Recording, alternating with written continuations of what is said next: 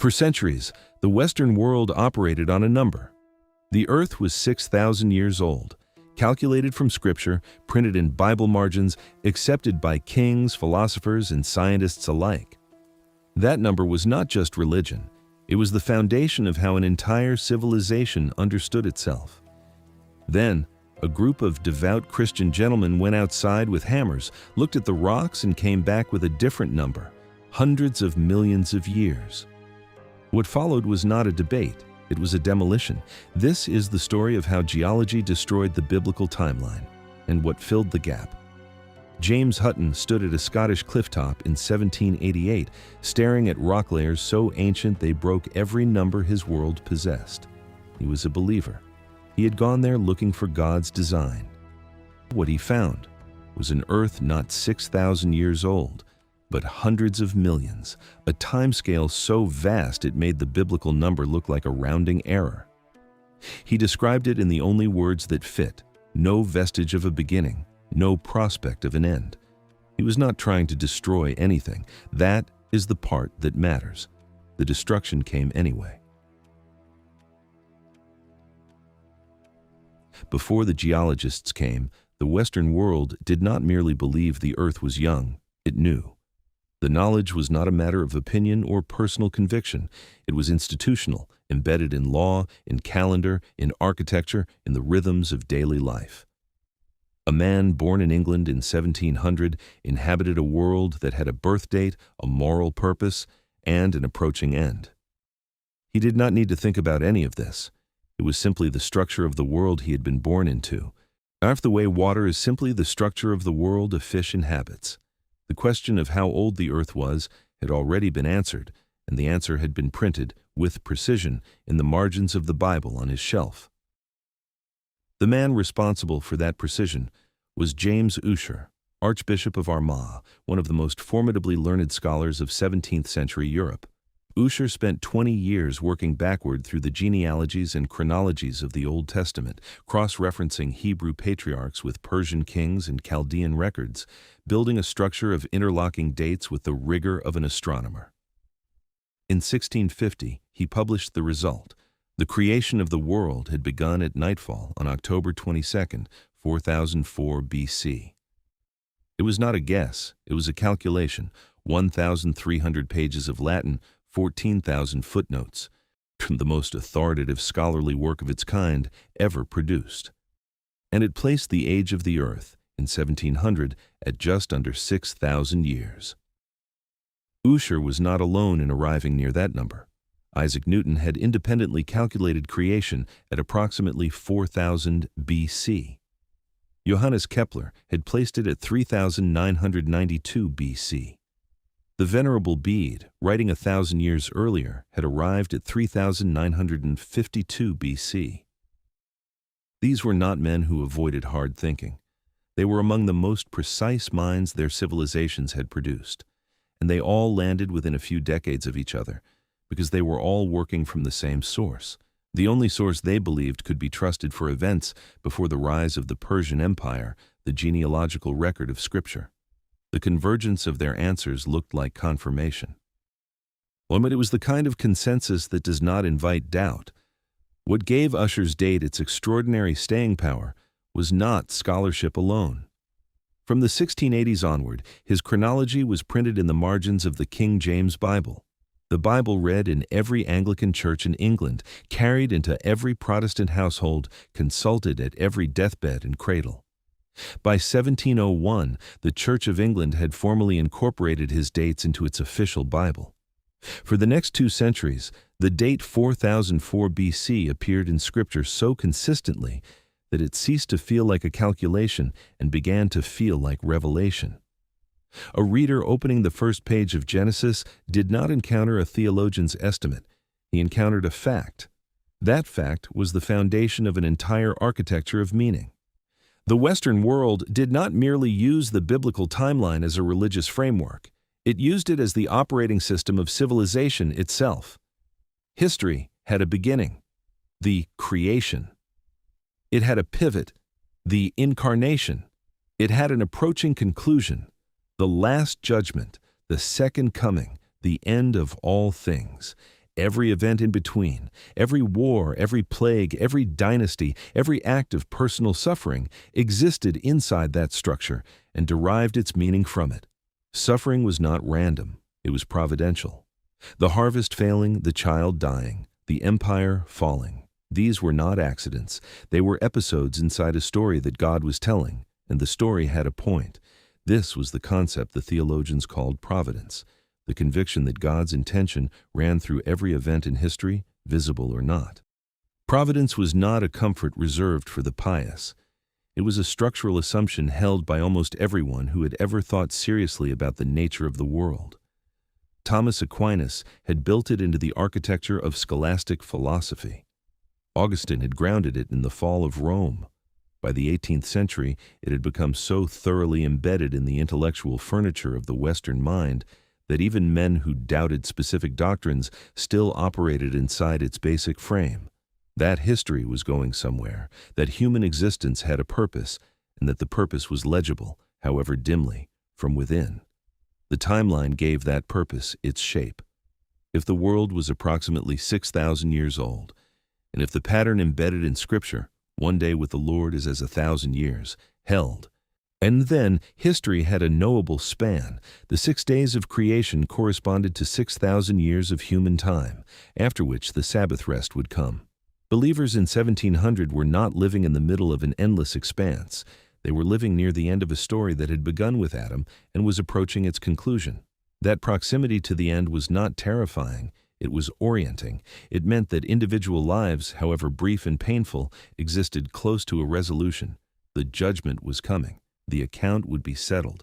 The great chain of being reinforced all of this with a cosmological structure so pervasive it shaped how Europeans understood everything from politics to botany. God stood at the summit. Below him, in descending order, angels, humans, animals, plants, minerals. Every being had its rank, its nature, and its proper place. The chain was not a metaphor. It was a description of reality, the literal architecture of the created order. Kings derived their authority from their position in the chain.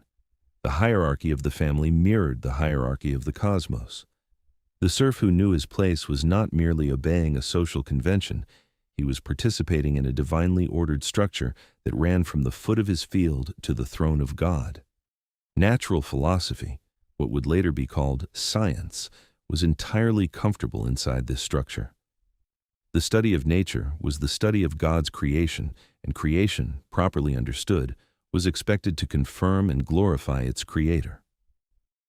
When William Paley sat down at the end of the 18th century to write natural theology, he was not doing something unusual, but he was doing what learned men had always done, reading the world as a text written by God. His famous watchmaker argument that a watch implies a watchmaker and the complexity of the natural world implies an infinitely greater designer was not an innovation.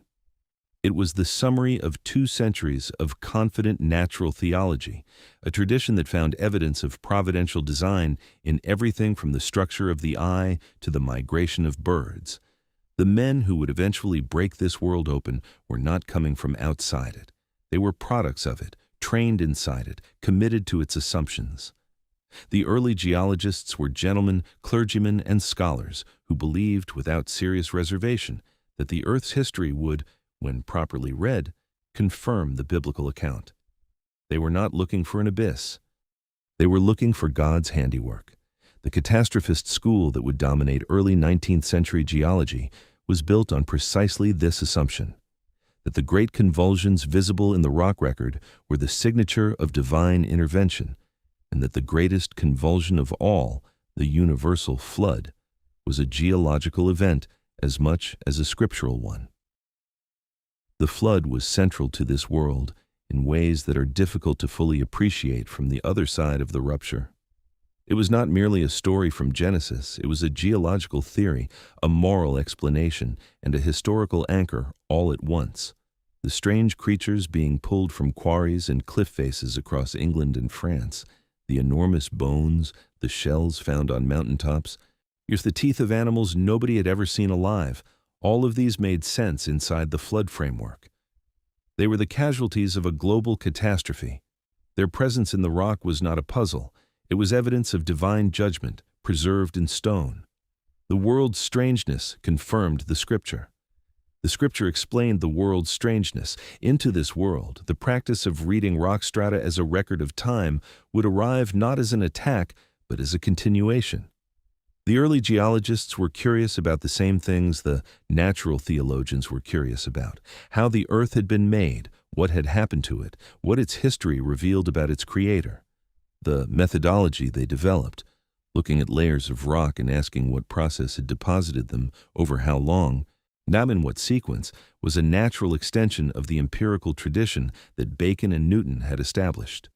It was orderly, it was rigorous, it was, in every sense, respectable, and it was going to produce a number that would make everything described, the timeline, the providence, the chain, the meaning, impossible to sustain.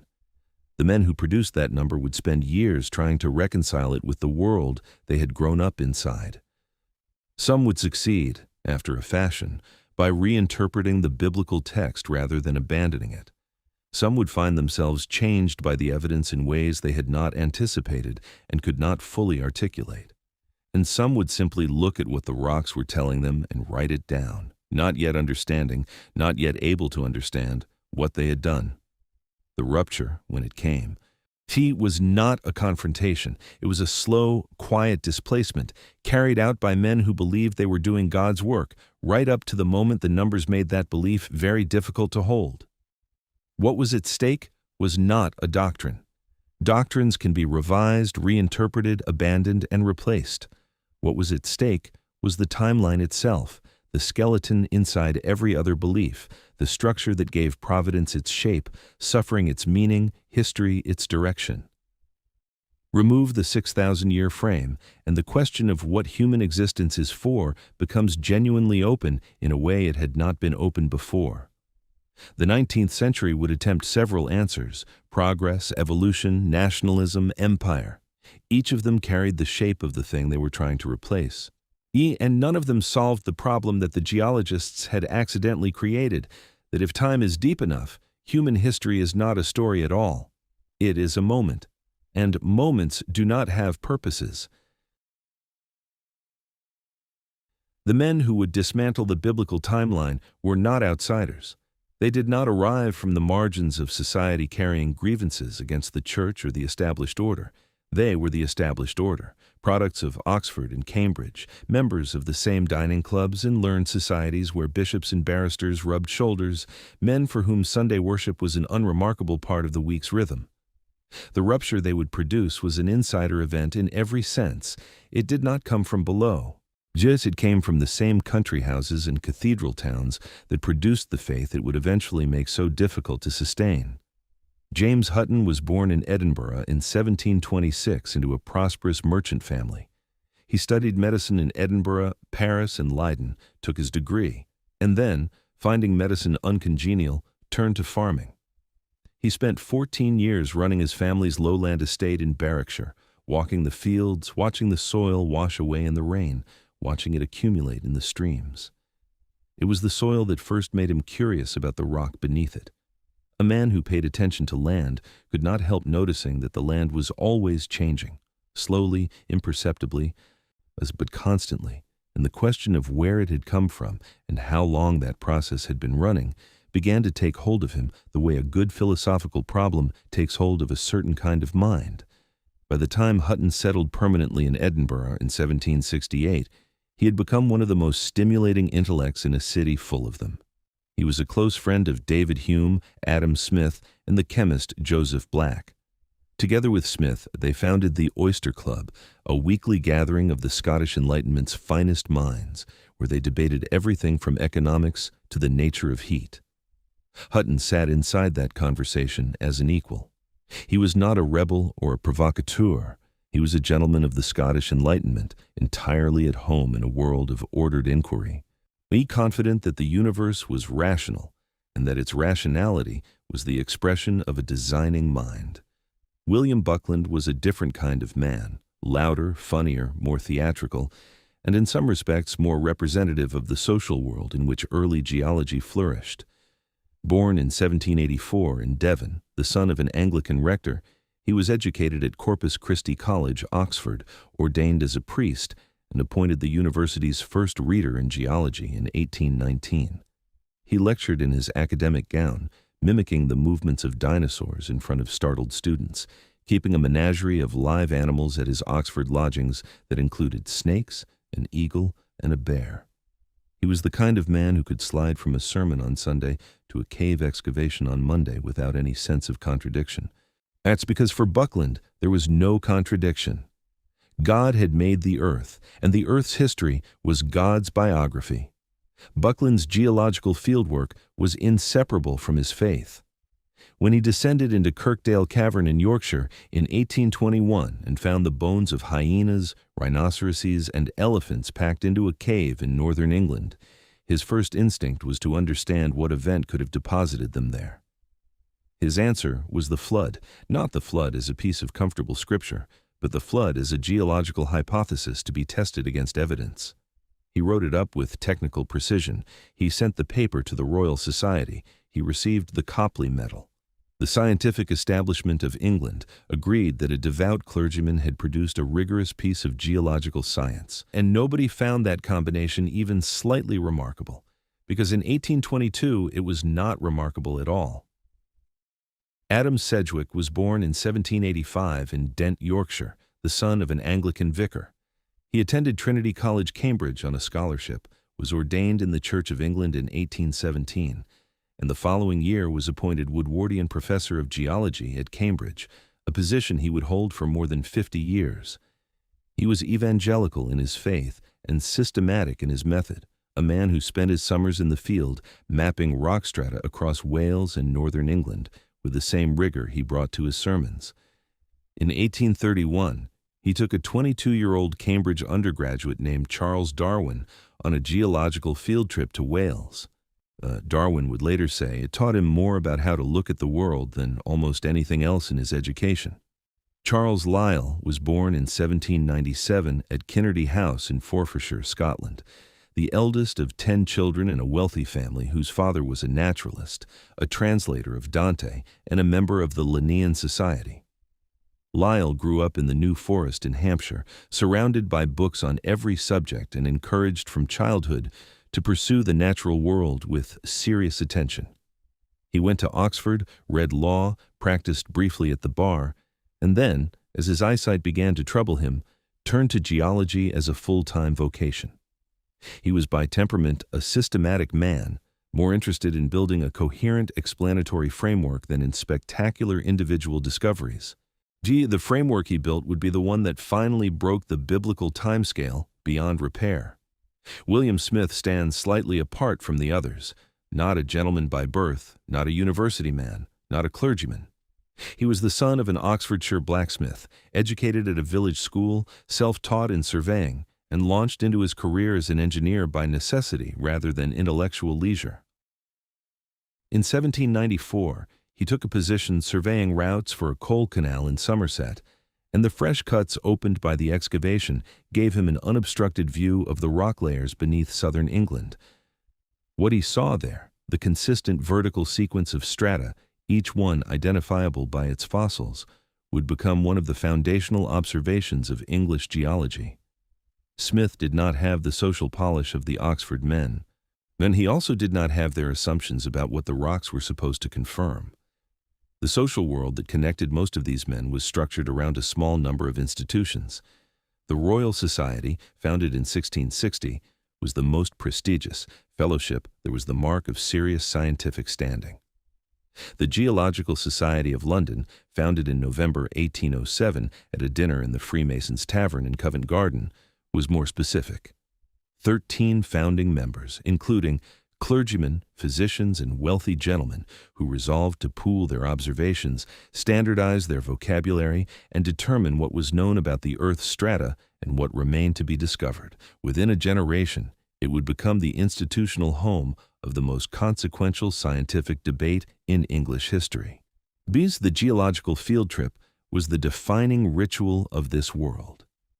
A group of gentlemen, sometimes accompanied by a clergyman colleague, sometimes by a local quarryman who knew where the best exposures were, would spend days or weeks walking across a stretch of countryside, examining outcrops, chipping samples, recording what they found.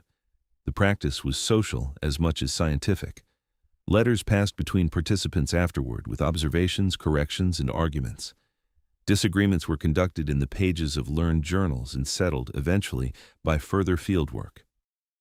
It was an amateur tradition in the best sense, driven by genuine curiosity, funded by private income, and completely unencumbered by the institutional pressures that would later govern professional science. Mary Anning occupied a singular position in this world.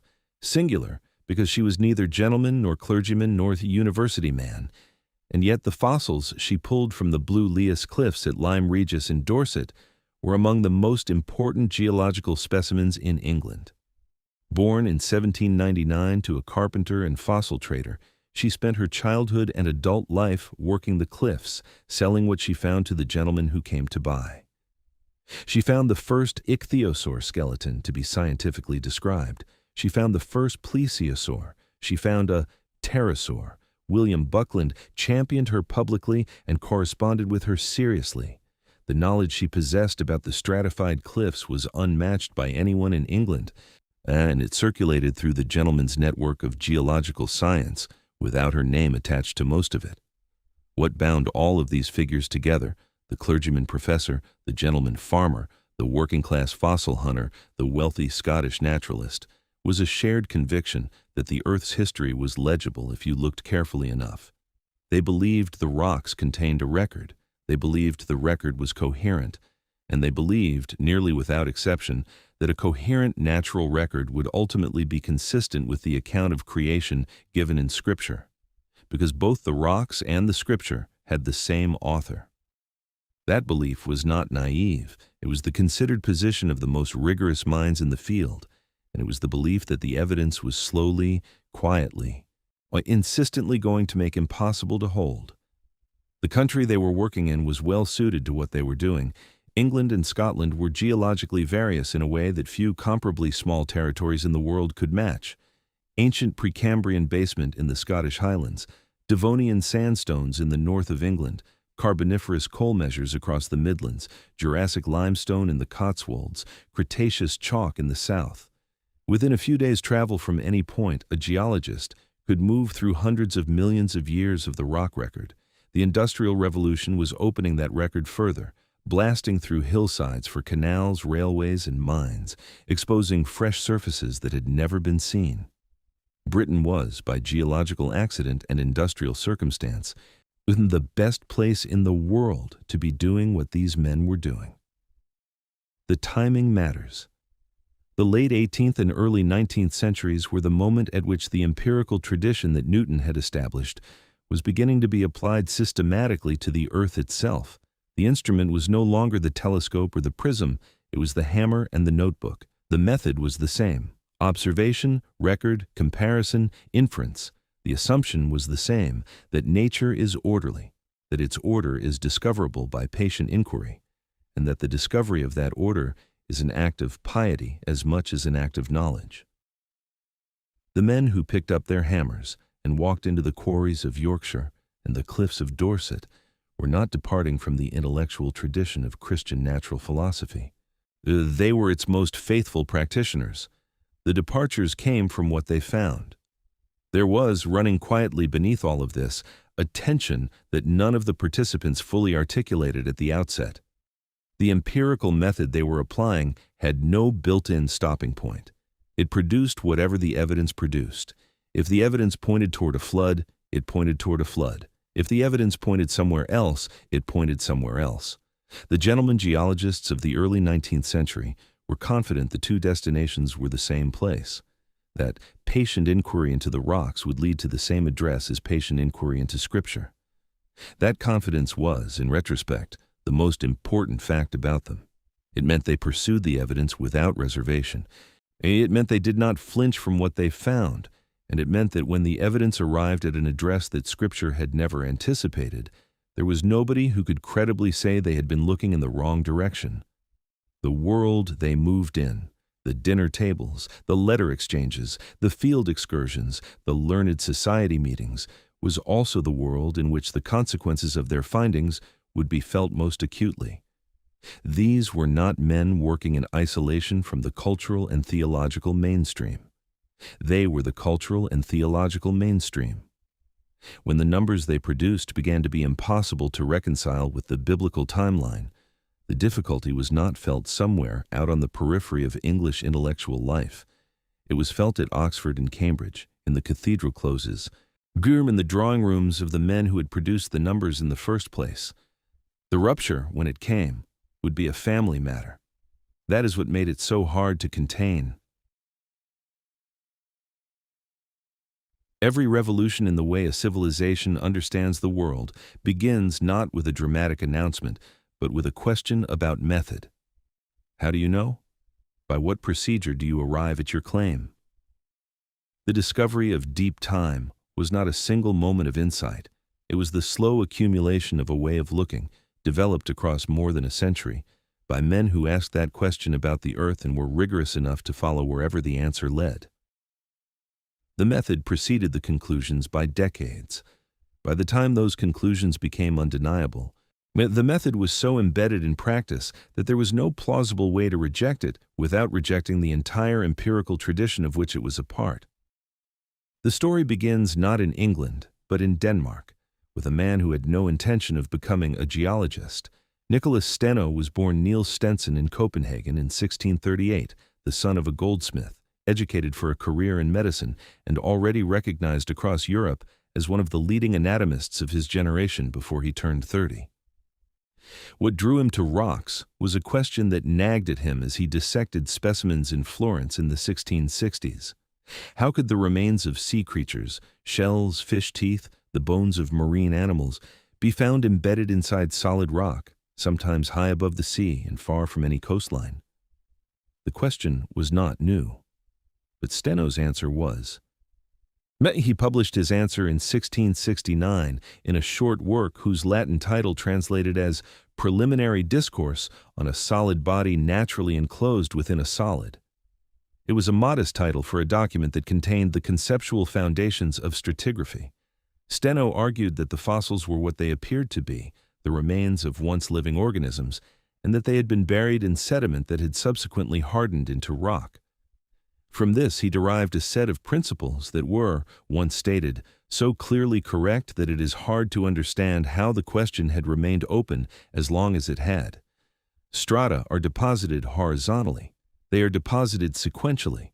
The lower strata are older than the upper ones, and the fossils within each stratum are the remains of creatures that lived when that stratum was being laid down. But that last principle, that each stratum marks a moment in time, was the hinge on which everything else would eventually turn. Steno himself did not press its implications toward deep time. He was a devout Catholic who later became a bishop, and his geological work was conducted within a scriptural framework that he never abandoned. But the principle he established meant that a rock sequence was not simply a pile of material. It was a record. It was a history written in stone, layer by layer, each layer a chapter in a story that had unfolded across an enormous span of time. Steno opened the book. He did not yet have any way to know how long the story it contained had been running. For more than a century after Steno, the intellectual energy of natural philosophy moved in other directions: Newton's mechanics, the chemistry of gases, the classification of living things. Geology accumulated observations without a theory capable of binding them together.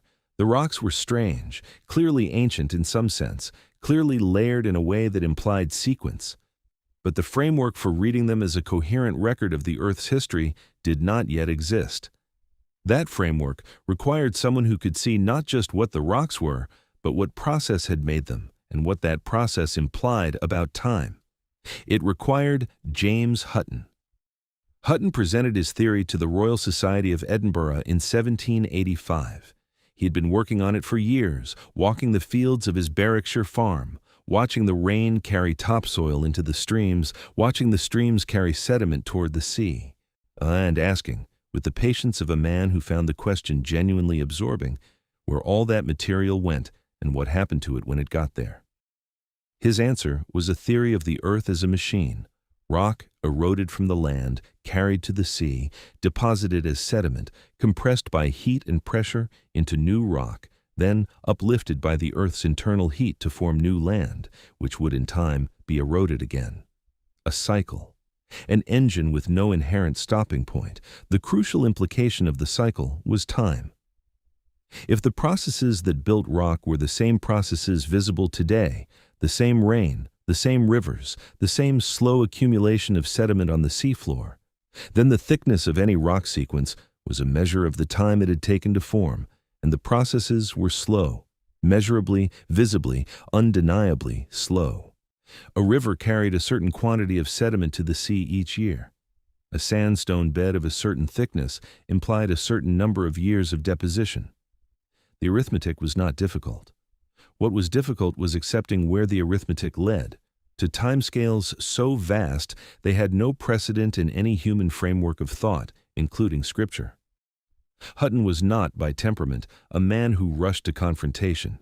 He sat on his theory for years before presenting it. His prose was dense, his arguments technical, his conclusions stated as logical necessities rather than provocations. But the conclusions were inescapable. A world formed by the slow processes he had observed could not be 6,000 years old. It could not be 60,000. It was the minimum timescale implied by the rock sequences he had examined was orders of magnitude greater than any number the biblical tradition had ever contemplated. Hutton stated this without drama. The earth showed, in his now famous phrase, no vestige of a beginning, no prospect of an end. He was describing a geological observation. The theological implications were left, deliberately, for others to work out. The evidence he needed to clinch his argument was an unconformity, a place where two sequences of rock, formed at very different times and under very different conditions, were pressed directly against each other, with the missing time between them visible as a gap in the record. He had been looking for one for years. In the spring of 1788, he found it at Sicker Point on the Berwickshire coast. He arrived by boat, and were accompanied by his companions John Playfair and James Hall. What they saw was a cliff face in which ancient gray greywacke, seafloor sediment from the Silurian period, about 435 million years old, had been folded vertical by enormous geological force, then eroded flat, and then covered by younger red sandstone, laid down 65 million years later in desert conditions. Two worlds compressed into one cliff face, between them a gap of 65 million years. Playfair recorded the moment with precision. The mind, he wrote, seemed to grow giddy by looking so far back into the abyss of time.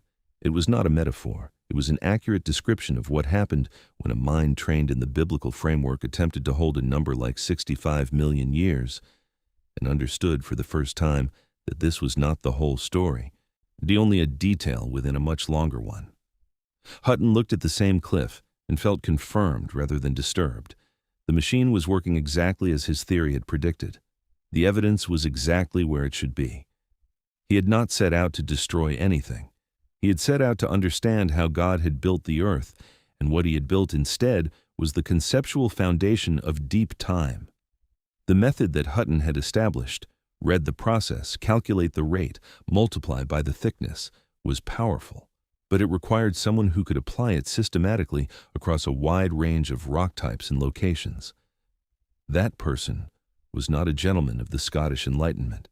He was a blacksmith's son from Oxfordshire, working his way through the rock sequences of southern England with a surveyor's notebook and an eye that had been sharpened by years of practical necessity. William Smith did not come to geology through natural philosophy.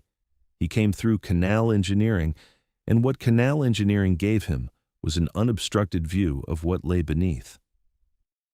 When the Somerset Coal Canal was excavated in 1794 and 1795, the fresh cuts exposed sequences of rock that few people had ever seen. Smith walked those cuts with the methodical attention of a man whose job depended on knowing what he was looking at. What he noticed was this. The strata were not random. They appeared in the same order, consistently, across large distances, and each stratum contained its own characteristic set of fossils, creatures that appeared in that layer and no other. He called this the principle of faunal succession. The fossils changed as you moved up through the sequence, and the change was always in the same direction, from older forms to newer ones. The rock was not just layered, it was dated, stratum by stratum, by the creatures that had lived when each layer was being formed. Smith spent years assembling this observation into a map.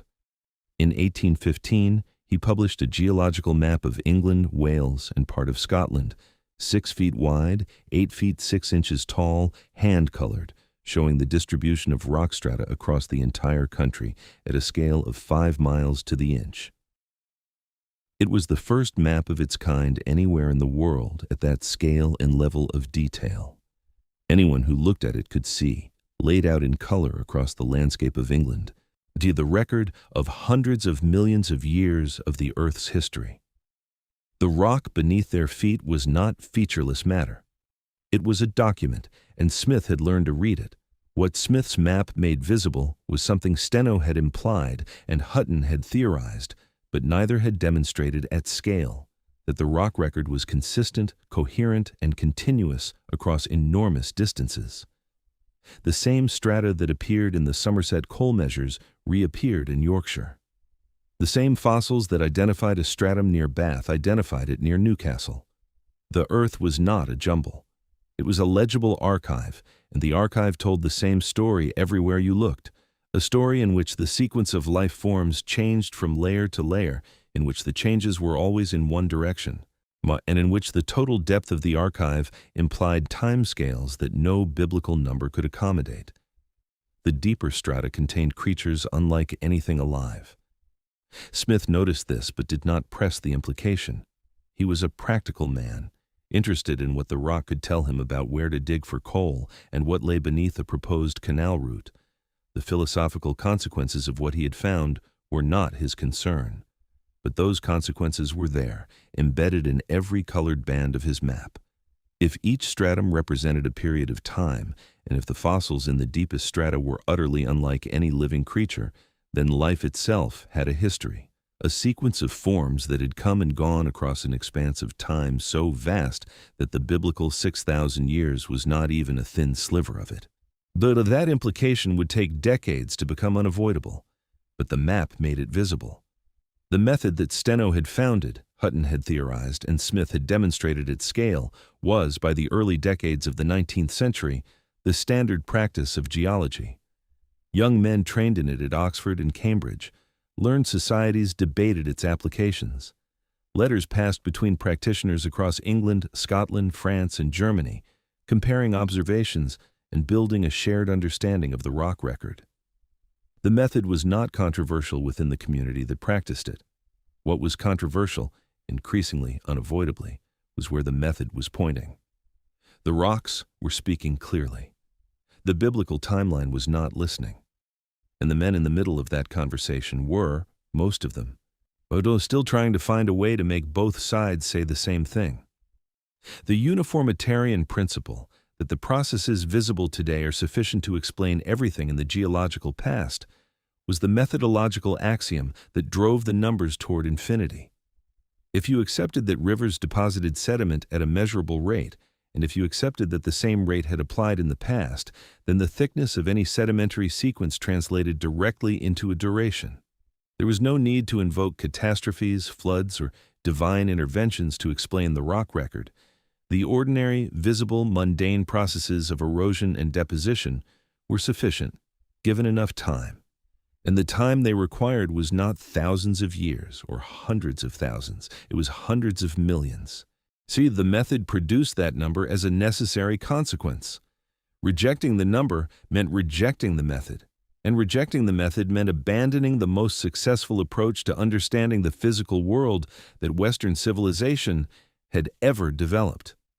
By the time Charles Lyell sat down to write the Principles of Geology in the late 1820s, the method had been in practice for decades, the rock record had been mapped across an entire country, and the timescale implied by that record was no longer seriously in doubt among those who had spent their lives working with the evidence. What remained was the work of making the argument systematic, rigorous, and impossible to dismiss, of laying out the method, the evidence, and the implications in a form that a general educated audience could follow and that no serious geologist could refute.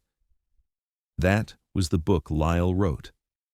And the world into which it arrived, a world still living inside the biblical timeline, still reading Ussher's dates in the margins of its Bibles, was not ready for what it said.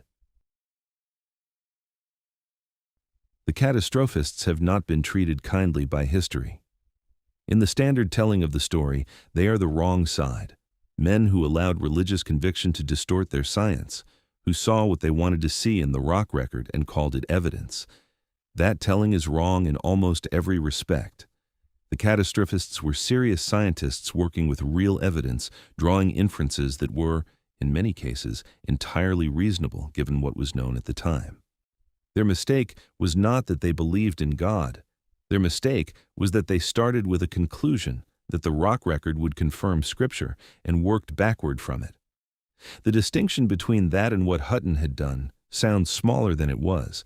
It was the difference between a method and a faith, and it took a generation of fieldwork to make the difference visible. William Buckland understood from the beginning of his career that geology needed defending. When he delivered his inaugural lecture as Oxford's first reader in geology in May 1819, he titled it Vindiciae Geologicae, the Vindication of Geology. His argument was pointed. Geology was not a threat to Scripture, it was a support. The arrangement of rock strata, the sequence of fossil forms, the physical record of the Earth's history, all of this, when properly understood, confirmed the essential claims of the biblical account. The flood had happened.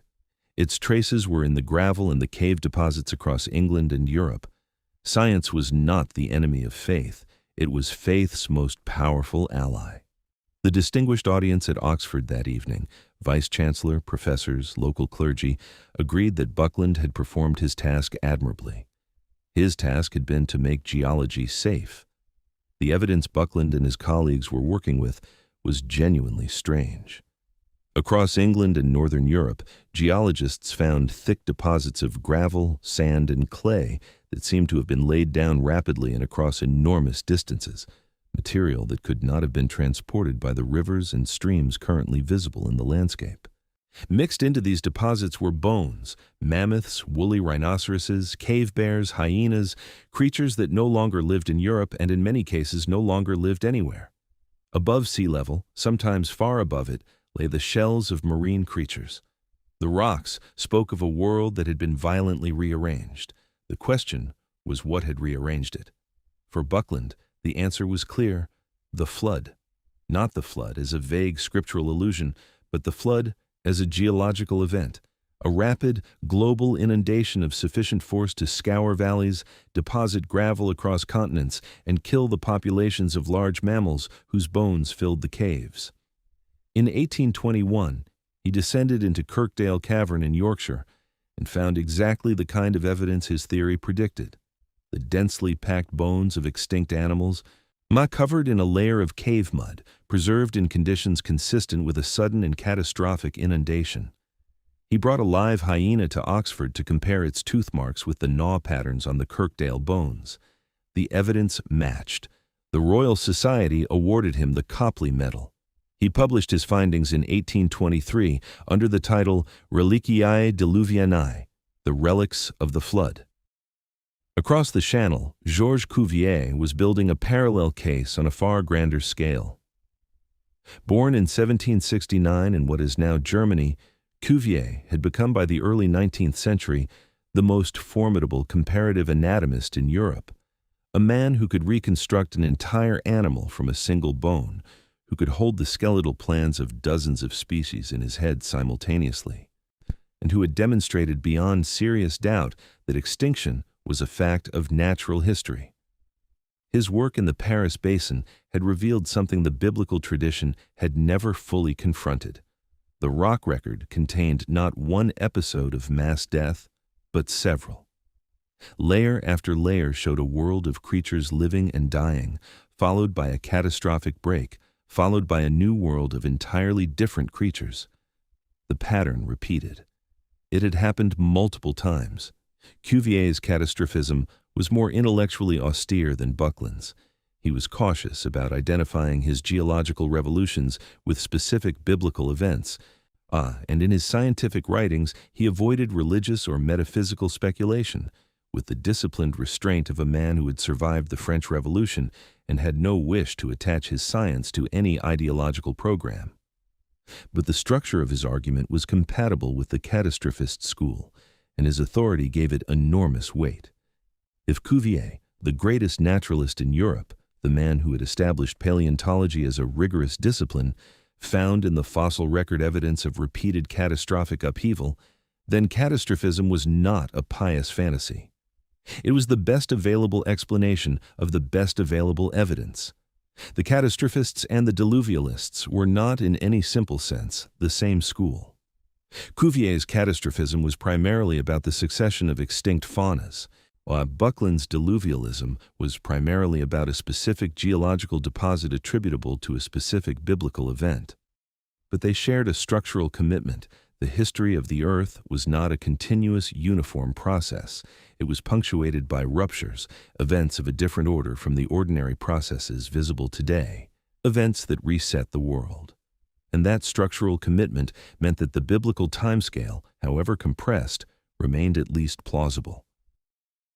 If the Earth's history consisted of long, stable intervals interrupted by catastrophic episodes, it might, with sufficient interpretive flexibility, still accommodate the scriptural account of creation and flood.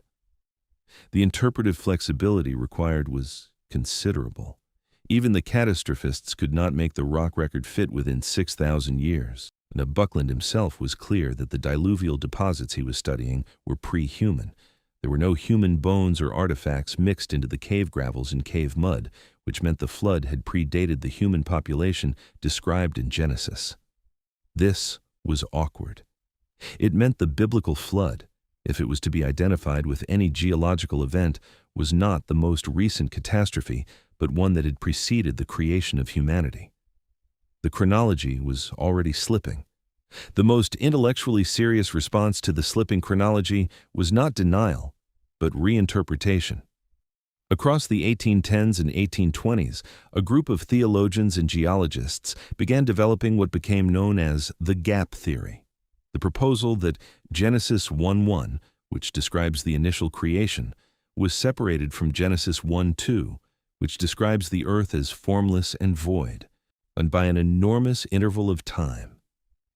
The rock record, with all its extinct creatures and geological convulsions, belonged to this gap. The 6 days of creation described in the remainder of Genesis were not the beginning of the earth's history. They were a recreation, a restoration after some primordial catastrophe. The Scottish theologian Thomas Chalmers was the most influential early proponent of the idea, which Buckland helped to popularize. It was a move of considerable ingenuity. It preserved the literal truth of Genesis while conceding unlimited time to the geologists. The day-age theory offered a different reconciliation.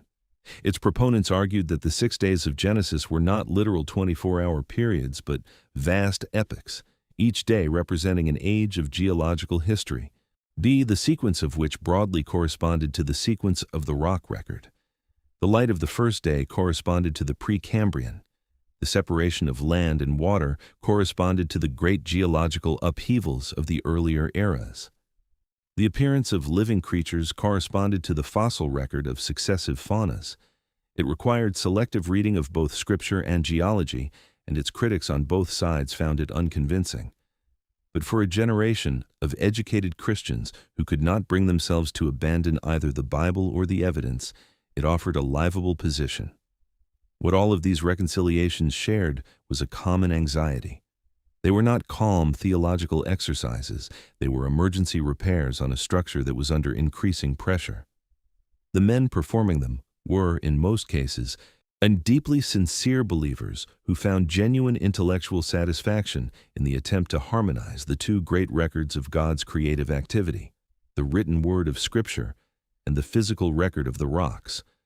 But the reconciliations were growing more elaborate with each decade, requiring more qualifications, more interpretive moves, more willingness to bend the plain meaning of the text. And the evidence that required those moves was not diminishing. It was accumulating. Adam Sedgwick had been among the most committed diluvialists of his generation. He had spent years in the field, mapping the gravel and clay deposits of northern England, convinced that what he was seeing was the geological signature of Noah's flood. By the late 1820s, he could no longer sustain that conviction. The evidence kept producing results that the diluvial framework could not accommodate. The stratigraphy was too complex, the deposits too varied, the timescales implied by the rock sequences too vast. On the 18th of February 1831, in his presidential address to the Geological Society, Sedgwick did something remarkable for a man of his generation and his faith. He publicly recanted.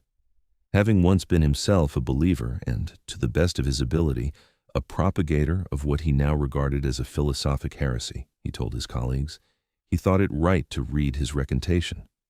The geological record did not support diluvialism. He had been wrong. Buckland held on longer, but the same evidence was working on him. His own field work in caves across Europe had produced results that the flood hypothesis could not explain. The deposits were too varied in age and character to be the product of a single global inundation. By the mid-1830s, he had quietly moved away from strict diluvialism, replacing it with the vaguer position that the geological evidence was consistent with multiple inundations of uncertain age and origin, not all of which could be identified with the Mosaic flood. In 1840, Louis Agassiz, the Swiss naturalist who had been building the case for a prehistoric ice age, came to Britain and took Buckland into the field in Scotland.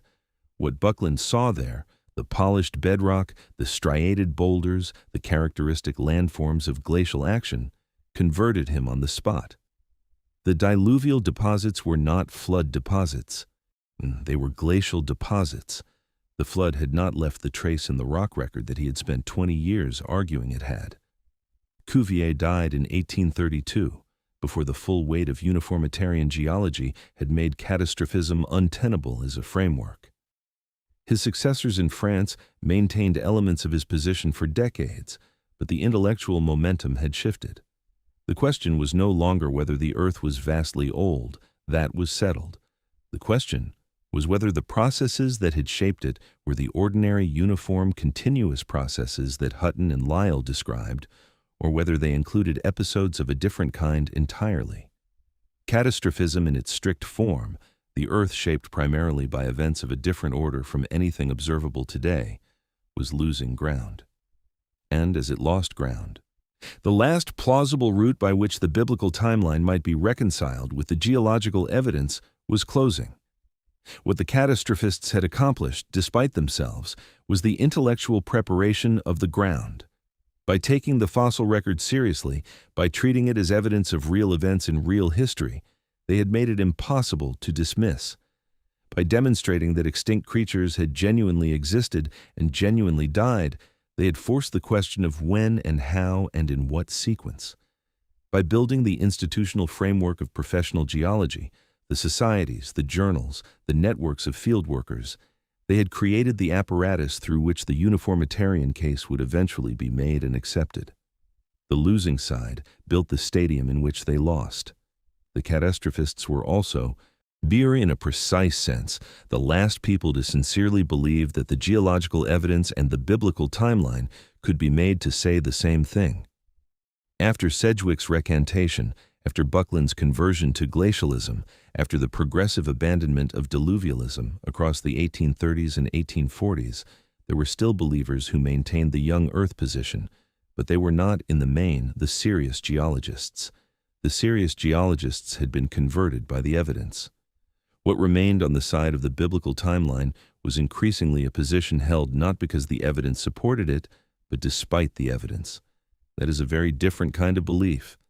It was not what Buckland had meant when he stood at Oxford in 1819 and told his audience that geology and scripture pointed to the same truth. The failure of the catastrophists' program was not a failure of intelligence or integrity. The men who pursued it were serious, rigorous, and in many cases genuinely heroic in their willingness to follow the evidence into territory that made their deepest commitments uncomfortable. Their failure was structural. They were attempting to demonstrate a correspondence between two kinds of record, scriptural and geological, that the evidence was increasingly unwilling to support. The evidence was not hostile to faith in any simple sense. It was indifferent to it, and indifference, in the end, is harder to answer than hostility. You can argue with an enemy. You cannot negotiate with a rock. Charles Lyell understood something that James Hutton had not. Hutton had been right, demonstrably, brilliantly right, but he had been unreadable. His Theory of the Earth, published in 2 volumes in 1795, was dense, repetitive, and written with what one contemporary observer described with charitable restraint as an almost complete absence of rhetorical accomplishment. The ideas inside it were revolutionary. The prose containing them was not. Hutton died in 1797 without having persuaded anyone outside a small circle of Scottish intellectuals that his framework was correct. The revolution he had started was stalled, not because the evidence was insufficient, but because nobody had yet written the book that could carry the evidence to the world. Lyell was going to write that book.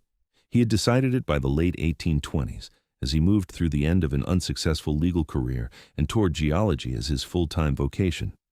He was 32 years old, trained at Oxford, in possession of a family fortune large enough to fund extensive field work, and equipped with a clarity of mind and elegance of prose that Hutton had entirely lacked. He also understood, with the strategic instinct of a man who had spent several years at the bar, that a scientific argument is not merely a collection of evidence. It is a case, a structured presentation designed to anticipate objections, demolish alternatives, and leave the reader with no reasonable choice but to accept the conclusion. That was the kind of book he was going to write. The fieldwork that preceded the principles of geology was extensive and deliberate. Lyell traveled through France, Italy, and Sicily in the late 1820s, examining rock formations and consulting local naturalists. His most important destination was Mount Etna in Sicily, the largest active volcano on mainland Europe and a geological laboratory of exceptional clarity. Etna was built in layers, successive lava flows, each overlying the previous one, each datable by historical record and by the shells of marine organisms trapped beneath the flows. The lowermost layers were ancient, the uppermost were recent, and between them the record of the volcano's growth stretched back through a timescale that could be estimated with some confidence from the rates of accumulation visible in the present. The numbers were enormous, and they were unavoidable. What Etna demonstrated, with a concreteness that abstract argument about erosion and deposition could not match, was that the present was literally the key to the past. The processes building Etna today, the slow accumulation of lava flow upon lava flow, each one adding a measurable increment to the total, were the same processes that had built it in the past. There was no need to invoke an extraordinary event, a catastrophe of a different order from anything observable. The ordinary volcano, working at its ordinary pace, could build the mountain given sufficient time. And the time required was not thousands of years, it was hundreds of thousands or millions. The mountain itself was the argument. The first volume of the Principles of Geology appeared in July 1830, published by John Murray. Its full title was An Attempt to Explain the Former Changes of the Earth's Surface by Reference to Causes Now in Operation. The subtitle was The Argument. Lyell was not proposing a new theory of the Earth in the speculative tradition of the cosmogonists he dismissed in his opening chapters. He was proposing a method, a rule of interpretation, a principle of economy applied to geological explanation. Before you invoke a catastrophe, a flood, a divine intervention, you must first demonstrate that the causes now in operation are insufficient to explain what you see. And he was going to show, systematically, volume by volume, that they were sufficient, given time. The first volume opened not with evidence but with history, a long, erudite account of how previous thinkers had approached the question of the Earth's age and structure. The strategy was pointed. By showing that the history of geology was a history of intellectual error produced by unexamined assumptions, while Lyell prepared his reader to question the assumptions they had brought with them. The assumption most in need of questioning was the one so embedded in English-educated culture that it barely registered as an assumption at all, that the Earth's history was comprehensible within the biblical timescale. Lyell did not attack that assumption directly. He dissolved it by demonstration, volume by volume, formation by formation, showing that the evidence pointed inexorably toward a timescale incomparably greater than anything Scripture had described. The prose in which he did this was deliberately accessible. Lyell had watched Hutton's unreadable volumes fail to shift the intellectual landscape and had drawn the lesson clearly. The Principles was written for an educated general audience. The same gentlemen farmers and clergymen and barristers who bought and read the natural philosophy texts of the day, who sat in the audiences at the British Association meetings, who had the leisure and the intellectual formation to follow a sustained argument about the physical world. He gave them narrative, analogy, and example alongside evidence. He made the subject feel vivid and present. The book was placed on the shelves of country houses. It was read on ships.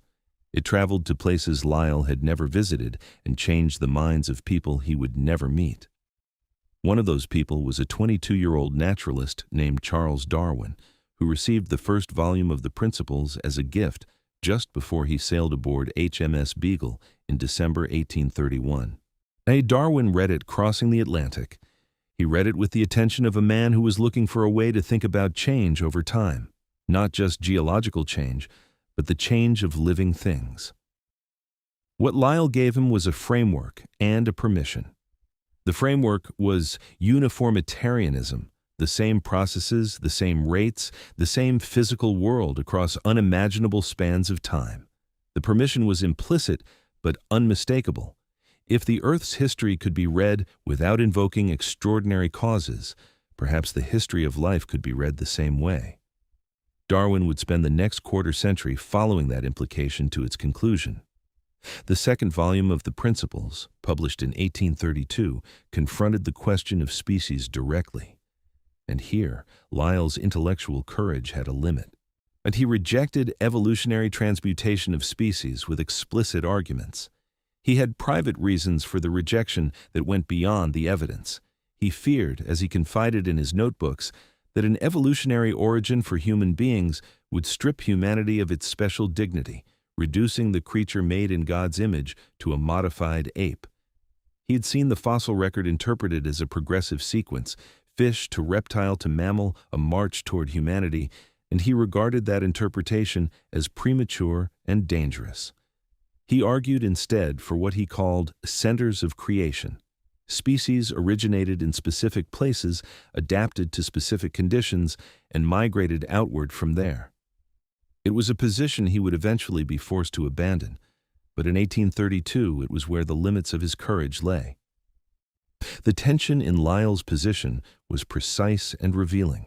He was the man who had demolished the timescale that made the biblical account of creation plausible. He had shown, with a rigor that his opponents could not refute, that the Earth was incomprehensibly old, old enough that the processes he described had time to build everything visible on its surface without any help from catastrophe or divine intervention. And yet he resisted the conclusion that this timescale, applied to living things, implied that species were not fixed but fluid, that the organisms of the present were the modified descendants of the organisms of the past. He had provided the timescale that made evolution possible, and then declined for years to accept it. What the Principles accomplished in the world outside geology was harder to measure and more consequential.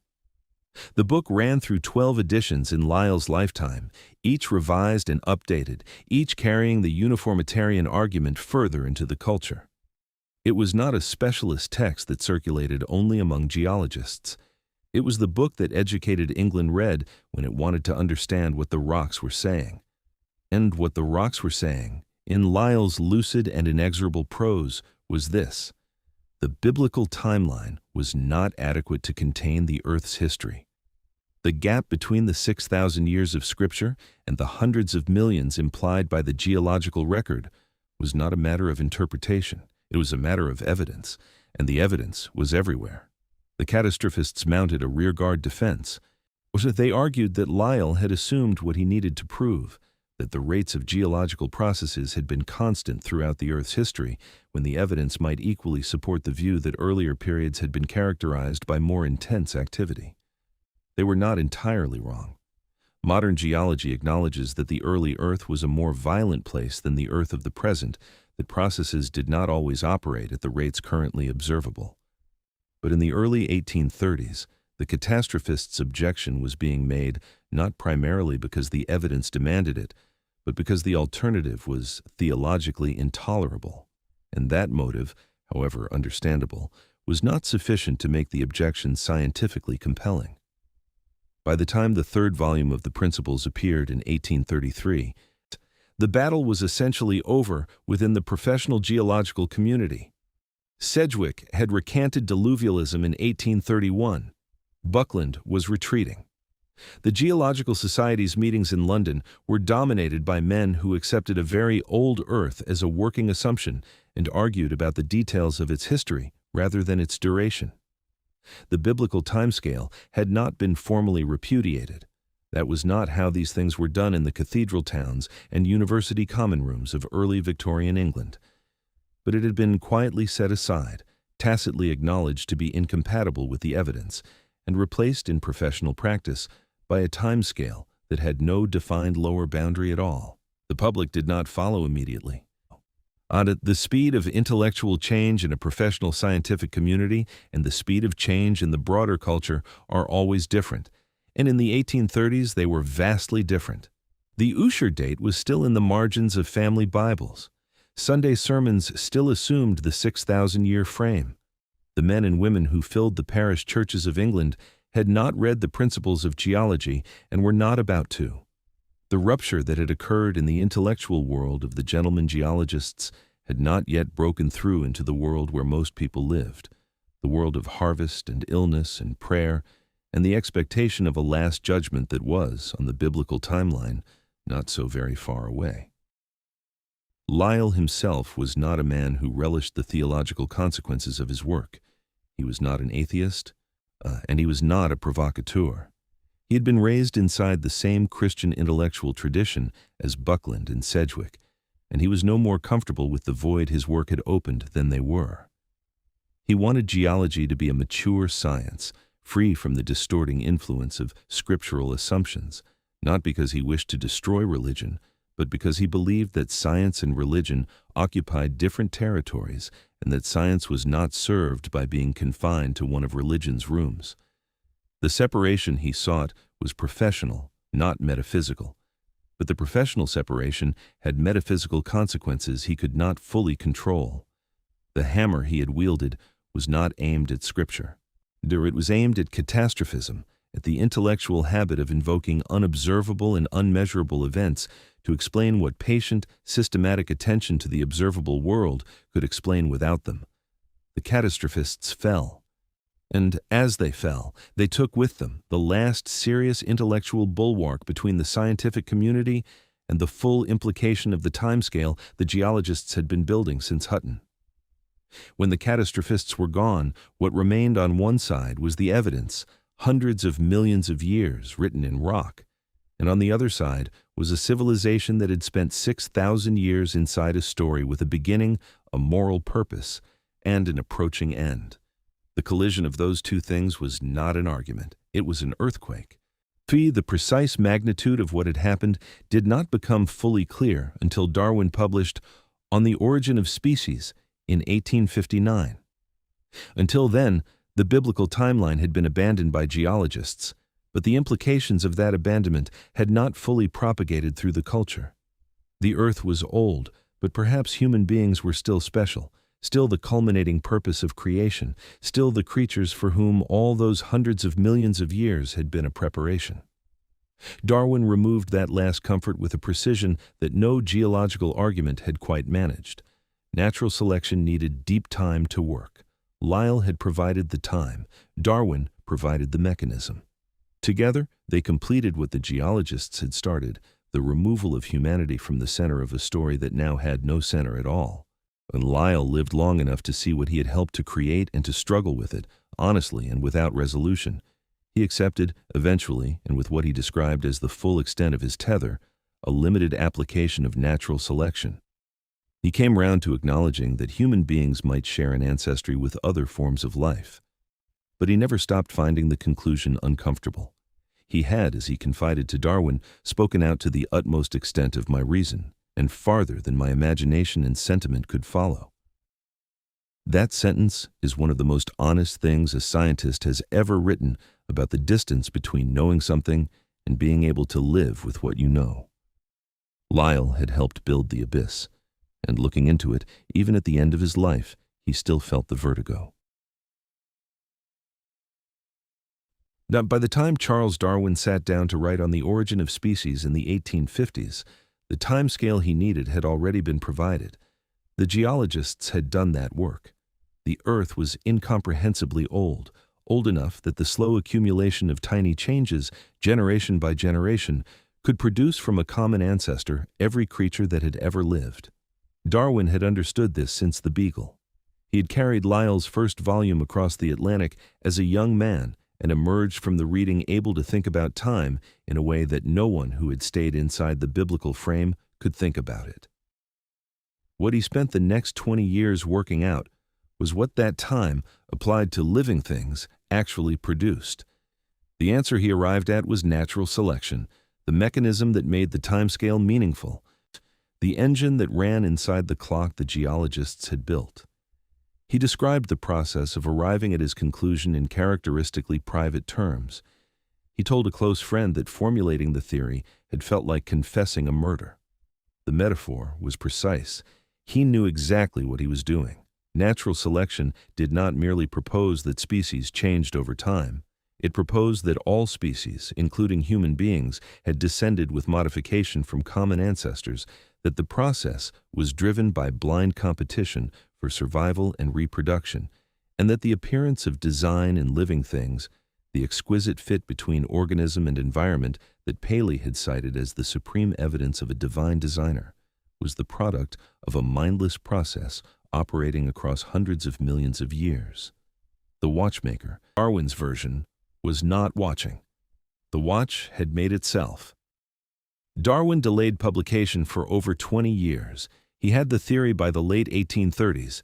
He published in November 1859 only because Alfred Russel Wallace had independently arrived at the same conclusion and was about to publish it. The delay was not primarily strategic, it was psychological. Darwin understood that what he was proposing would be received as an assault on the foundations of the world his readers lived in, and he was not a man who enjoyed conflict. He had spent the years of delay accumulating evidence with the obsessive thoroughness of someone who knew he would need every piece of it. By the time On the Origin of Species appeared, it was one of the most well-evidenced scientific arguments ever assembled. It was still, for many of the people who read it, devastating. The first edition of 1,250 copies sold out on the day of publication. The reviews came quickly and from every direction. Thomas Henry Huxley, the comparative anatomist who would become known as Darwin's bulldog, read it and wrote in his diary that he was astonished he had not thought of it himself. Charles Kingsley, the Anglican clergyman and novelist, responded that it was just as noble a conception of God to believe that he had created original forms capable of self-development as to believe that he had required a fresh act of intervention to supply the voids made by the extinction of previous forms. Asa Gray, the leading American botanist and a devout Christian, wrote a review that Darwin himself considered the best he had read. The scientific and liberal religious establishments were not, indeed in the first instance, uniformly hostile. Adam Sedgwick was. Darwin's old teacher and geological mentor wrote to him within weeks of publication. He had read the book with more pain than pleasure, Sedgwick told him. Parts he had admired greatly, parts he had laughed at until his sides ached, other parts he had read with absolute sorrow because he thought them utterly false and grievously mischievous. The sorrow was personal as well as intellectual. Without a creation showing divine love, Sedgwick wrote, humanity would suffer a damage that might brutalize it. He told Darwin, not cruelly, but with the plain directness of a man who meant it, that unless Darwin accepted God's revelation in nature and scripture, Sedgwick would not meet Darwin in heaven. The letter was read by Darwin's wife Emma, who shared Sedgwick's religious convictions and who had spent years fearing exactly this moment. It upset her deeply. The confrontation that has since been mythologized into a clean symbolic victory for science over religion took place in Oxford in June 1860 at a meeting of the British Association for the Advancement of Science. Samuel Wilberforce, Bishop of Oxford, known to his contemporaries as Soapy Sam, a nickname coined by Disraeli for his oleaginous rhetorical manner, had prepared a lengthy denunciation of Darwin's theory. Thomas Huxley had planned not to attend. A chance encounter with Robert Chambers persuaded him otherwise. The room that day held somewhere between 400 and 700 people. Wilberforce delivered his attack with the polished fluency of one of the finest orators in England. While at its close, he turned to Huxley and asked, with a sneer that the room could feel, whether it was through his grandfather or his grandmother, that Huxley claimed descent from an ape. Huxley's reply has been reported in several versions, none of them written down at the time. The most widely repeated is that he said he would rather be descended from an ape than from a man who used his gifts to obscure the truth. Whether those were his exact words or not, what the exchange marked was not a decisive scientific victory. The evidence for evolution was not improved or refuted by anything said in that room, but a shift in cultural authority. The clergy had held the ground of legitimate public pronouncement on the nature of the world. That ground was now contested. The terms of the contest had changed. Science was no longer asking the Church's permission to speak. The response of the Church of England as an institution was not a simple one. The standard narrative, religious authorities united in opposition, science triumphant over dogma, is a retrospective simplification that the actual history does not support. Liberal Anglicans moved quickly toward accommodation. Charles Kingsley had been sympathetic from the beginning. Frederick Temple, who would later become Archbishop of Canterbury, argued publicly that evolution was entirely compatible with theism, that God working through natural law was a grander conception of divinity than God performing repeated acts of special creation. The Broad Church Party, which had been developing a more flexible, historically minded approach to Scripture for decades, had found in Darwin not an enemy, but a confirmation of their existing direction. In 1860, the same year as the Oxford debate, a collection of 7 essays by liberal Anglican clergy and scholars appeared under the title Essays and Reviews. Its contributors, known quickly in the press as the Seven Against Christ, argued for reading Scripture historically rather than literally, for incorporating the findings of geology and evolutionary biology into a reformed Christian theology, for treating the Bible as a document produced by human beings in specific historical circumstances rather than as the direct dictation of the divine. 2 of the authors were subsequently tried for heresy in the Ecclesiastical Court of Archies. They were convicted. They appealed to the secular Privy Council, which acquitted them. The acquittal was, and in the judgment of one contemporary observer, the effective end of Anglican orthodoxy's capacity to enforce its own doctrinal boundaries. What was happening was not a clean defeat of religion by science. It was something more complicated and more painful, a renegotiation of the terms on which educated Victorians could hold their faith. Those terms were shifting, not because the clergy had been routed in argument, but because the intellectual ground on which traditional Christian belief had stood, the literal truth of Genesis, the fixed time scale of creation, the special dignity of the human species as the deliberate culminating purpose of God's creative act, had been eroded not from outside, but from within. It was the geologists who had done the most critical damage decades before Darwin. And Darwin had made the damage visible to everyone. Darwin himself was not an atheist, and he resisted the label throughout his life. His loss of faith was gradual, personal, and deeply felt rather than triumphantly declared. As a young man sailing on the Beagle, he had been a sincere Christian who had prepared for ordination at Cambridge. By middle age, the belief had quietly drained away, not through a single crisis, but through the slow accumulation of evidence and reflection that he described in his autobiography as a process in which disbelief crept over me at a very slow rate, but was at last complete. He described himself in later life as an agnostic, a word that his friend Huxley had coined to name exactly that condition, the inability to reach certainty either way, or rather than the confident assertion that there was nothing to find. The geological community had lived with the implications of deep time for 30 years by the time the general public confronted them through Darwin. Many of the geologists had made their private accommodations long before, finding ways to hold a residual theism alongside the evidence or reframing the question of God's role in the universe in terms that did not require the 6,000-year frame. Lyell had done this uncomfortably. Sedgwick had done it with increasing strain. Buckland had done it, and then had the additional discomfort of watching the framework he had built to do it, catastrophism as the signature of divine intervention, dismantled beneath him. Each of them had found that accepting the timescale was one thing. Accepting what the timescale implied, all the way down, was another. For ordinary educated Victorians outside the scientific community, the 1860s were a decade in which a civilization discovered that it had been losing its clock for 30 years without fully knowing it. The process the geologists had set in motion in the 1820s and 1830s had been conducted largely within a specialist community.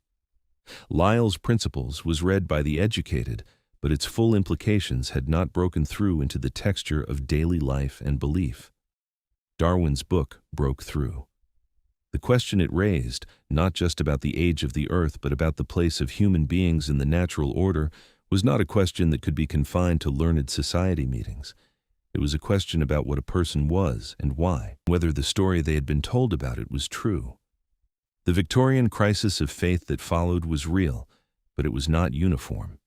It was concentrated among the educated middle and upper classes, the people who read books, attended public lectures, followed the newspapers, and had the intellectual formation to engage with the arguments. The working classes, who filled the nonconformist chapels of England's industrial cities, were largely untouched in the first generation. The rural parishes continued their rhythms. The usher date was still in the margins of Bibles that were still read and still believed.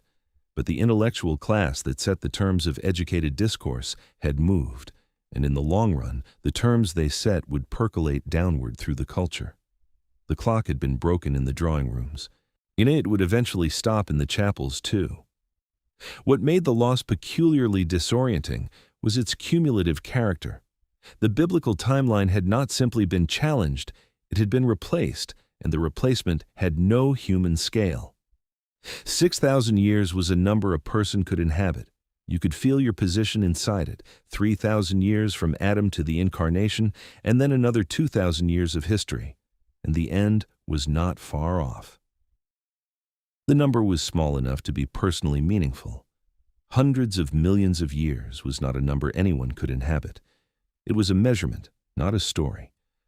And the disappearance of the story, the narrative arc from creation to judgment that had given individual suffering its place in a larger whole, was not a loss that science could compensate for, because science had not been in the business of providing that kind of meaning in the first place.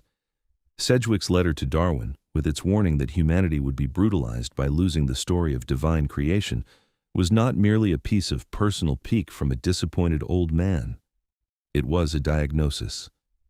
Sedgwick had spent his entire career working within a framework that placed human beings inside a moral order, a providential structure in which individual actions had consequences that extended beyond death, in which suffering was not random, in which history was going somewhere. He saw, more clearly than many of his contemporaries, that removing the timeline was not just removing a number. It was removing the architecture of that framework. And he feared, with a specificity that history has not entirely refuted, what would be reached for to replace it. Thomas Huxley had coined the word agnostic in 1869. It was a word for a new kind of person, someone who occupied the space that the old certainties had vacated, who could not go back to the biblical frame and could not go forward to the confident atheism of the continental materialists who lived in the gap between what the evidence supported and what the human need for meaning required. The Victorian intellectual world produced agnostics in numbers that had no precedent. They were not a fringe. They were the educated mainstream of the second half of the 19th century, living with the consequences of what the geologists had started and what Darwin had completed. A world that was incomprehensibly old, that had no visible purpose, and that had produced, somewhere in its vast indifferent middle, a species capable of noticing. The rupture was not clean, and it was not final. Religion did not end. The Church of England continued to function, to marry and baptize and bury, to fill its pews with men and women who had made whatever private accommodation the evidence required of them. Liberal theology flourished, finding ways to locate God not in the literal text of Genesis, but in the process of evolution, in the laws of nature, in the slow unfolding of a history that was, from a certain angle, still providential. But the confidence was gone. The serene, unchallenged certainty that the world had been made in 6 days, 6,000 years ago for the benefit of a species that God had made in His image and would one day judge. That certainty had been the operating system of Western civilization for more than 1,000 years. The geologists had not set out to remove it. They had simply followed the rocks, and the rocks had led somewhere that nobody had planned to go. The men who had done the work were themselves among its casualties. Lyell had spent the last decades of his life unable to fully accept where his own method had taken him. Sedgwick had died in 1873, aged 87, still a Christian, still a geologist, still unable to reconcile the two in any form that fully satisfied him. Darwin had stopped attending church, not with the dramatic gesture of a man making a public statement, but with the quiet withdrawal of a man for whom the services no longer meant what they had once meant. Because the clock had been broken, not in some abstract cultural space, but in the lives of the men who had broken it, in their private notebooks and their letters to friends, and in the long silences of their evenings. The abyss they had found in the rocks was also, in the end, an interior landscape, and none of them had found a way all the way across it. When a civilization loses its timeline, it does not simply stand in empty space and wait. It reaches. The 19th century reached with extraordinary energy and in several directions simultaneously, producing a set of replacement narratives: progress, evolution, nationalism, empire, each of which carried the structural shape of the thing it was replacing. Each had a beginning, a direction, and an implied destination. Each placed the human species inside a story that was going somewhere. Each borrowed, more or less consciously, the grammar of providence. The idea that history has a logic, that the present is a development from the past, and that the future will be better than now. What none of them could provide was what the biblical timeline had provided at its core: a story in which individual human suffering was witnessed, recorded, and ultimately answered for. The idea of progress was the first and most durable of the replacements. It had been building through the Enlightenment, accumulating force from improvements in medicine, technology, and governance, and it reached its fullest expression in the Victorian decades precisely when it was most needed, when the biblical timeline had been undermined, but before its successors had been discredited. Progress said, "The present is better than the past, and the future will be better than the present." It did not require a God.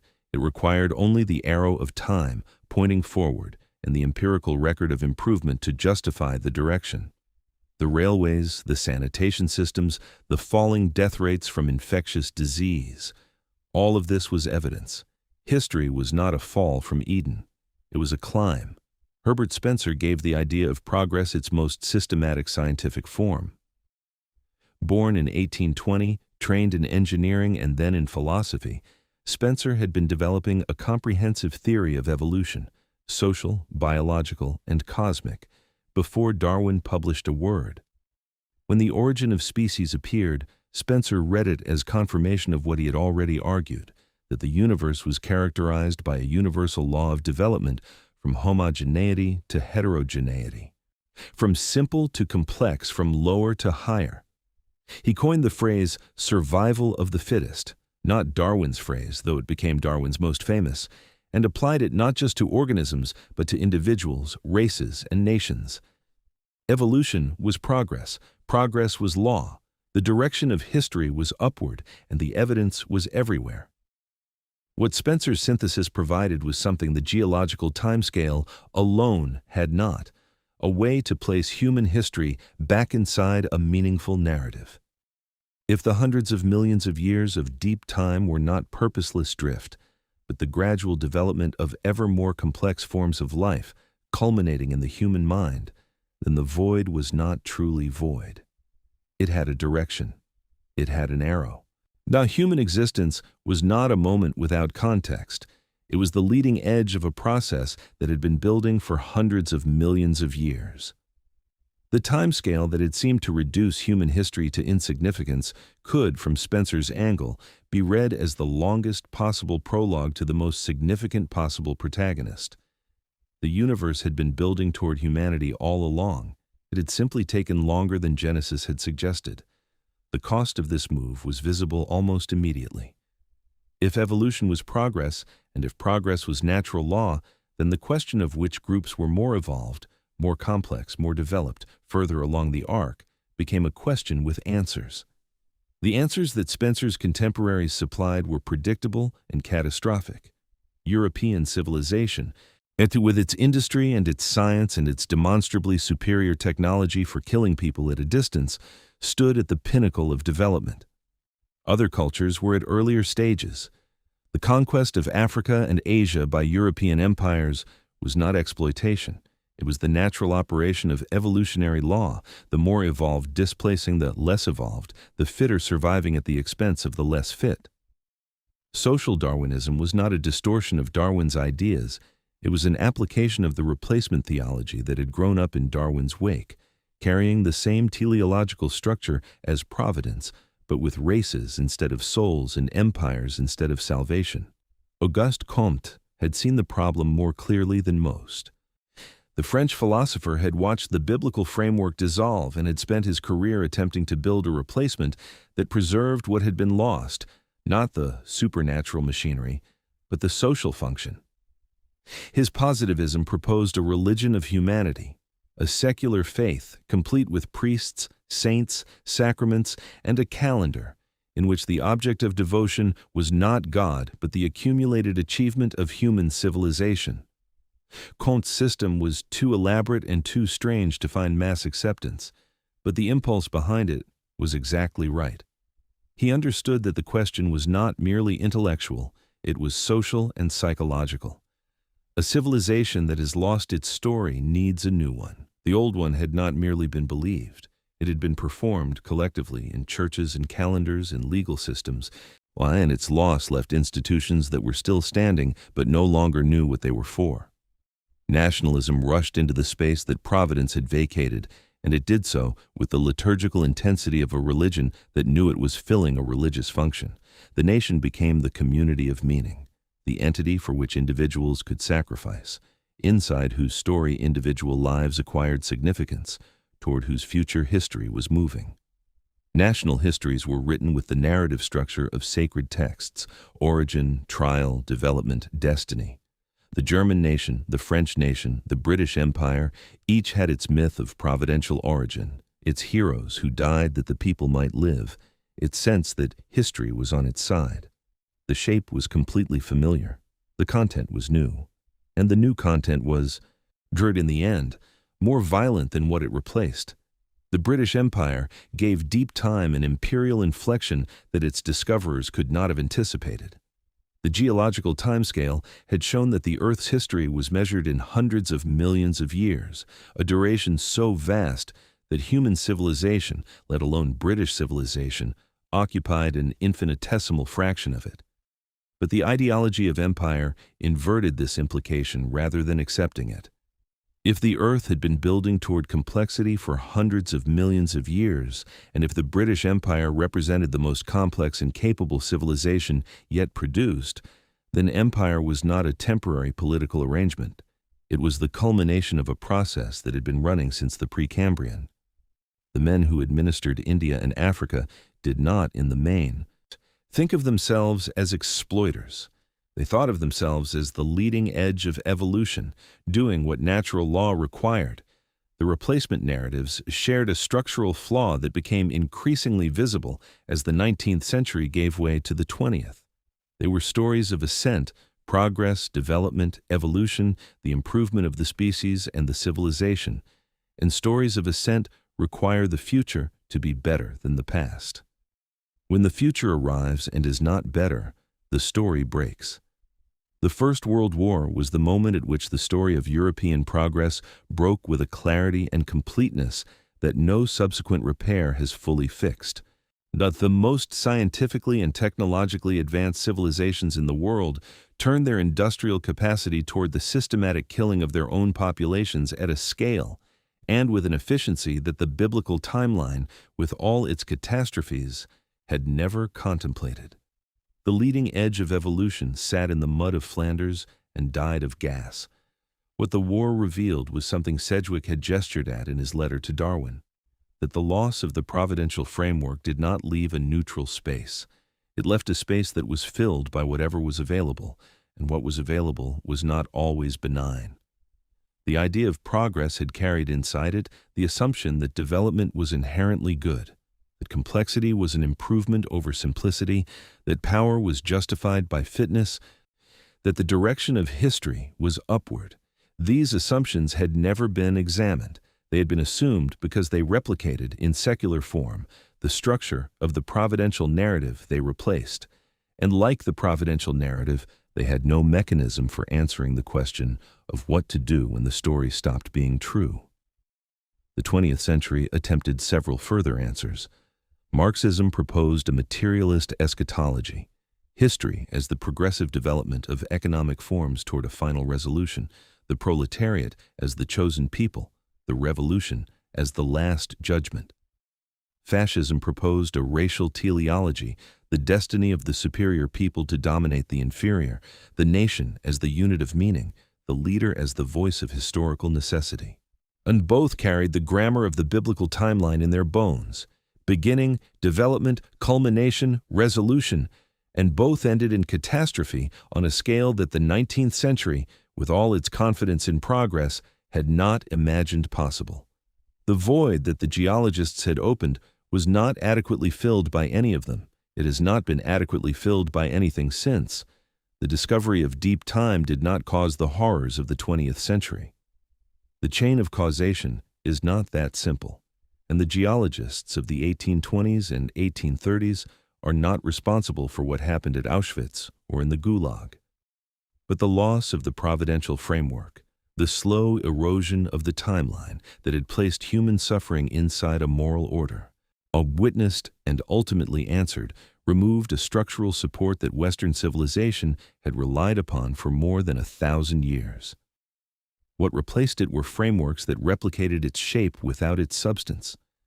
The shape told people that history was going somewhere. The substance, the conviction that individual suffering mattered to something beyond the merely human, had no secular equivalent.